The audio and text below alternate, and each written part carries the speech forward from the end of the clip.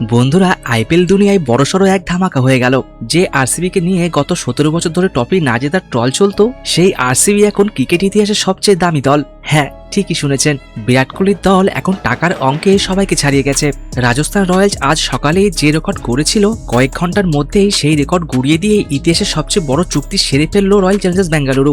আজকের ভিডিওতে আমরা জানবো কত টাকায় বিক্রি হলো আরসিবি, কারা হলেন এর নতুন মালিক, আর কেনই বা হঠাৎ দল বিক্রি করে দিল দেওয়াজি গ্রুপ। পুরোটা জানতে এই ভিডিওটা শেষ পর্যন্ত দেখুন। আর হ্যাঁ, চ্যানেলে নতুন হলে অবশ্যই সাবস্ক্রাইব করবেন আর ভিডিওটি লাইক করতে ভুলবেন না। তো চলুন শুরু করা যাক। বিরাট কোহলি এবং রজত পাতিদারের ভক্তদের জন্য একটি ঐতিহাসিক মুহূর্ত। অনেকদিন ধরে শোনা যাচ্ছিল যে আরসিবির মালিকানা বদল হতে পারে। অবশেষে গত মঙ্গলবার আরসিবির ফ্র্যাঞ্চাইজির বিক্রির ওপর শিলমোহর পড়ল। এখন প্রশ্ন হলো, আরসিবির নতুন মালিক কারা? এবার আর কোনো একা মালিক নয়, বরং একটি বড় কনসোর্টিয়াম বা জোট এই দলের দায়িত্ব নিয়েছে। আর এই জোটের নেতৃত্বে রয়েছেন ভারতের অন্যতম বড় শিল্পপতি কুমার মঙ্গল বিড়লার আদিত্য বিড়লা গ্রুপ। তবে তারা একা নয়, এই জোটে বিড়লাদের সঙ্গে যোগ দিয়েছেন টাইমস অফ ইন্ডিয়া গ্রুপ। এবার আসা যাক সবচেয়ে চমকে দেওয়ার তথ্যে, কত টাকায় এই চুক্তি হলো।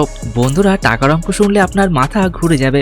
আদিত্য বিড়লা গ্রুপের নেতৃত্বাধীন এই কনসোর্টিয়াম আরসিবিকে কিনেছে 1.8 বিলিয়ন মার্কিন ডলারে, ভারতীয় মুদ্রায় যার পরিমাণ প্রায় 16,890 কোটি টাকা। একটু তুলনা করলে বুঝবেন এটা কত বড় রেকর্ড। আজ সকালে কালসোমানের কনসোর্টিয়াম রাজস্থান রয়্যালসকে কিনেছিল 1.63 বিলিয়ন ডলারে, যা ভারতীয় টাকায় প্রায় 15,300 কোটি টাকা।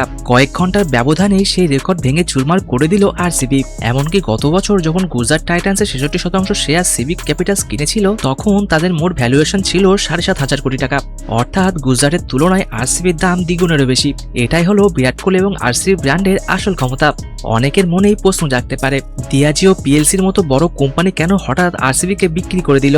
আসলে দিয়াজিও মূলত একটি মদ প্রস্তুতকারী সংস্থা। তারা তাদের ভারতীয় শাখা ইউনাইটেড স্পিরিট লিমিটেড এর মাধ্যমে আরসিবির মালিকানা সামলাতো। কিন্তু গত বছর যখন আরসিবি অবশেষে আইপিএল এর চ্যাম্পিয়ন হলো, তখন থেকেই দিয়াজিও ভাবছিল দল বিক্রির কথা।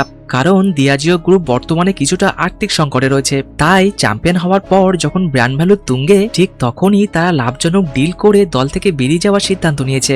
একাধিক বড় কোম্পানি আরসিবিকে কিনতে লাইন দিয়েছিল। মালিকানা বদলালেও মাঠের খেলায় এর কি প্রভাব পড়বে? বিরাট কোহলি ও রজত পাতিদার কি আগের মতোই খেলবেন? হ্যাঁ, দলগতভাবে কোনো পরিবর্তন হওয়ার সম্ভাবনা কম। তবে নতুন মালিক আসার ফলে ফ্র্যাঞ্চাইজি ম্যানেজমেন্ট এবং পরিকাঠামোর বড় পরিবর্তন আসতে পারে। আদিত্য বিড়লা গ্রুপের মতো পেশাদার সংস্থা আসার ফলে আগামী মরশুমে আরসিবি মার্কেটিং এবং ফ্যান এঙ্গেজমেন্ট আরও কয়েক ধাপ উপরে যাবে বলে ধারণা করা হচ্ছে। নতুন মালিকের অধীনে কি আরসিবি আবার চ্যাম্পিয়ন হতে পারবে, সেটাই এখন দেখার বিষয়। তো বন্ধুরা, 16,890 কোটি টাকা এই বিশাল অঙ্কের চুক্তি নিয়ে আপনাদের কি মতামত? আপনাদের কি মনে হয়, নতুন মালিকের হাত ধরে কি আরসিবি আরো শক্তিশালী হবে, নাকি দেওয়াজির আমলেই ভালো ছিল? কমেন্ট করে আপনার মতামত অবশ্যই জানাবেন। আর ভিডিওটি ভালো লাগলে লাইক করুন এবং বন্ধুদের সাথে শেয়ার করুন। ক্রিকেটে এমন সব লেটেস্ট নিউজ সবার আগে পেতে আমাদের চ্যানেলটি সাবস্ক্রাইব করে বেল আইকনটি প্রেস করে রাখুন। তো চলুন, দেখা হচ্ছে পরের ভিডিওতে। ধন্যবাদ।